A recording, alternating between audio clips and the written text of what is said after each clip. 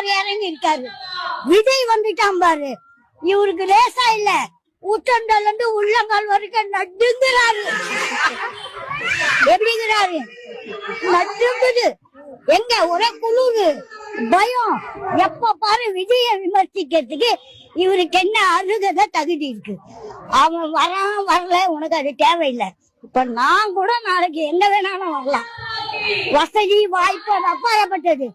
எனக்கு ஒரு இந்த 3 பேர் நீங்க ஓட்டு போட மாட்டீங்களா? பார்ட்டிக்கு போடுவீங்களா போட மாட்டீங்களா? அவன் அத மாதிரி வரான். உங்க அப்பா முட்டுடா, உங்க சின்னவங்க, உங்க பெரியவங்க, உங்க ஜாதி ஜனம் அவங்களுடைய துட்டா கொடுக்க போறேன். அவன் திறமை என்னால முடியும்ன்றான். முடியாதுங்கிறதுக்கு நீ யாரு?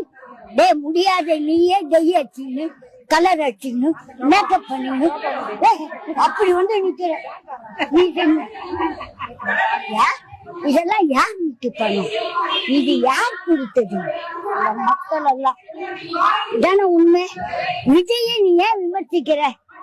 திறமையா ஒரு புள்ள வருது, அதே வீட்டு புள்ள வந்தா கூட ஒரு திறமை தானே. விஜய பார்த்து இவனுக்கு ஒரே சலசலப்பு, கிளுகிழுப்பு. விஜய் நினைச்சாலுமே நைட்ல இவர் தூங்க மாட்டாரு. இவங்க குடும்பம் விஜய் என்னைக்கு வந்தாரோ அதுல இருந்து இவங்க தூங்கல. விஜய் நல்லா தூங்கலாம், விஜய் நல்லா நடக்குது. அவர் ஆர்ப்பாட்டத்துல 51 குறுக்கிதான். நீயே குறுக்க பிறந்தவன், நீ நெடுக்க பிறந்து இருந்தா இத்தனை கேஸ் போட மாட்டேன்.